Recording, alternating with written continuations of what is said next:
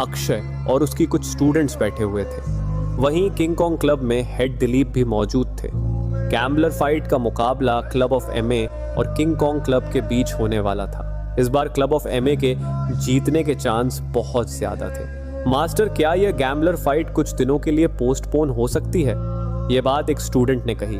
वह king Kong club का सबसे छोटा मेंबर था और अभी अभी स्टेज 1 के पहले लेवल पर पहुंचा था। उसने अभी तक ज्यादा किसी से फाइट नहीं की थी, लेकिन वह थोड़ा और तैयारी करके क्लब ऑफ एमए के लोगों के साथ गैम्बलर फाइट में हिस्सा लेना चाहता था। दिलीप ने अपने स्टूडेंट के मुंह से यह बात सुनकर थोड़ा गुस्सा दिखाया। उन्हें ऐसा लग रहा था कि फाइट शुरू होने से पहले ही उनके स्टूडेंट ने हार मान ली है और आधी फाइट तो उसने वहीं हार दी।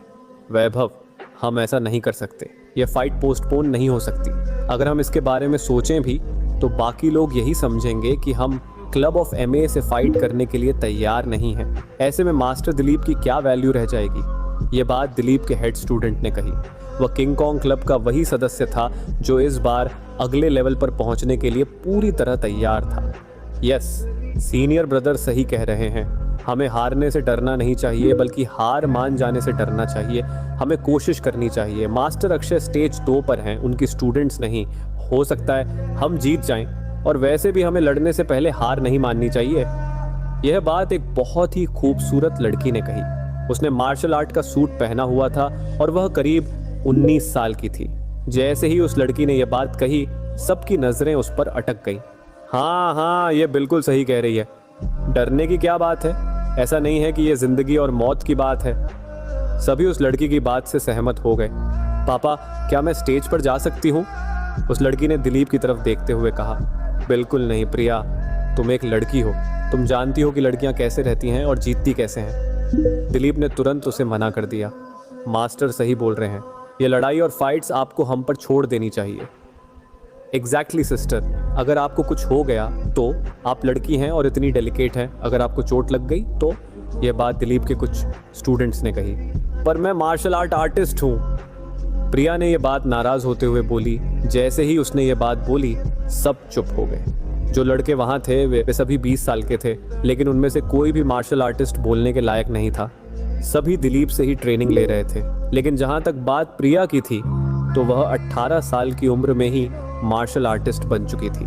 लेकिन वह किसी से लड़ने के लिए आगे नहीं जा सकती थी, क्योंकि वह एक लड़की थी। अगर प्रिया एक लड़का होती और स्टेज पर जाती तो उसे हराना बिल्कुल मुश्किल होता। दिलीप ने उसे आदेश देते हुए कहा, प्रिया, चुपचाप स्टेज से उतर जाओ। हालांकि उसे यह बात बिल्कुल अच्छी नहीं लगी थी, लेकिन फिर भी वह मान गई। दिलीप सिर्फ उसके पिता ही नहीं, उसके गुरु भी थे और इस मार्शल आर्ट स्कूल के हेड भी थे। जब यह बातें चल रही थीं, तभी वहां एक लड़का आया और बोला, मास्टर, बाहर कोई आया है। वह क्लब ऑफ एमए के बारे में पूछ रहा है। लगता है वह मास्टर अक्षय को जानता है। अक्षय को कौन नहीं जानता? दिलीप ने कहा। मार्शल आर्ट वर्ल्ड में अक्षय बहुत पॉपुलर था। उसे लगभग सब जानते थे। दिलीप ने सोचा कि कोई गैम्बलर फाइट में भाग लेने आया होगा, इसलिए उसने उस लड़के से कहा, उसे अंदर आने दो। जब आहान रूम में आया तो उसे देखकर दिलीप का मुंह बन गया। उसे देखकर ऐसा नहीं लग रहा था कि वह वहां लड़ने आया था, और ऊपर से वह बहुत छोटा भी लग रहा था। आखिर वह अक्षय को कैसे जानता था? क्या तुम अक्षय को जानते हो? दिलीप ने पूछा। नहीं, अभी तो नहीं जानता, आहान ने गर्दन हिलाते हुए कहा। तो फिर तुम उसे क्यों ढूंढ रहे हो? दिलीप ने अपना मुंह बिगाड़ते हुए पूछा। मैं उनसे फाइट करना चाहता हूँ, आहान ने मुस्कुराते हुए कहा। यह सुनकर प्रिया जोर जोर से हंसने लगी। वहीं दिलीप के चेहरे का रंग भी बदल गया। उसे लग रहा था कि शायद आहान का जिंदगी से मोर्चा खत्म हो गया है। क्या तुम जानते भी हो कि अक्षय कौन है? वह कैसा फाइटर है? दिलीप ने पूछा। दिलीप को लगा कि वह कोई प्रॉब्लम क्रिएट करने आया है।